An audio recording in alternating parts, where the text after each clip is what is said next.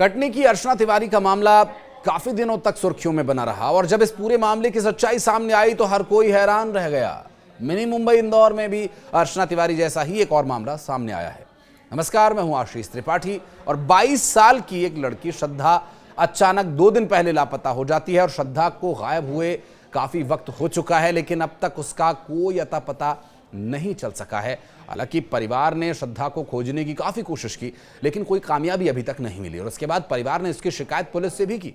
और इस बीच श्रद्धा के परिवार वालों ने एक टोटका अपनाया है। जी हां, ये वही टोटका है जिसमें आपने पहले भी इस टोटके के बारे में सुना होगा। दरअसल राजा रघुवंशी हत्याकांड मामले की मुख्य आरोपी उसकी पत्नी सोनम के परिवार वालों ने जो टोटका अपनाया था, इसी उम्मीद से अब श्रद्धा के परिवार वालों ने भी गेट के बाहर उसकी उल्टी तस्वीर टांग दी है। आखिर इस उल्टी तस्वीर टांगे जाने के बाद क्या श्रद्धा वाकई वापस आ जाएंगे? क्या ये टोटका वाकई कारगर है? इस बात को फिलहाल परिवार वाले तो विश्वास कर रहे हैं, लेकिन श्रद्धा तिवारी के घर से लापता होने या घर छोड़कर चले जाने के बाद से परिवार वाले हर संभव प्रयास कर रहे हैं कि वो घर वापस आ सके। और इस पूरे मामले में जब ये बात सामने आई कि उनके घर के बाहर उल्टी तस्वीर टांग दी गई है, तो इसे लोग एक तरह से सोनम रघुवंशी वाले टोटके से भी जोड़कर देख रहे हैं।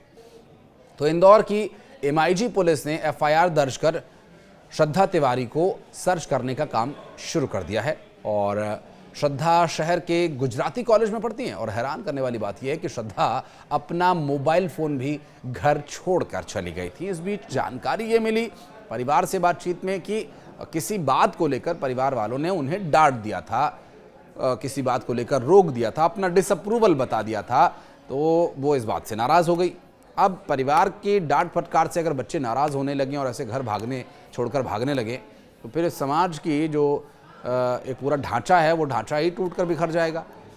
हालांकि इस बात से परेशान परिवार के लोग खोज रहे हैं और एक CCTV फुटेज भी सामने आया जिसमें एक लाल टी-शर्ट पहने हुए श्रद्धा कहीं जाती हुई दिखाई दी।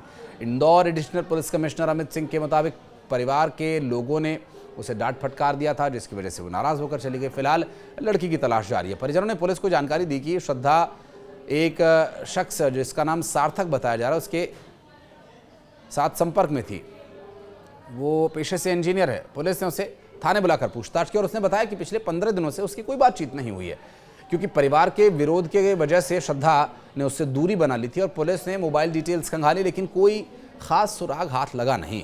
पुलिस जांच में एक और चौंकाने वाला खुलासा हुआ है, वो ये कि श्रद्धा की एक सहेली ने बताया कि कुछ दिन पहले उसने आत्महत्या करने का प्रयास किया था, जिसके बाद परिवार ने उसे डांट फटकारा और मारपीट भी हुई थी शायद। अब यही वजह हो सकती है कि वो घर छोड़कर चली गई हो।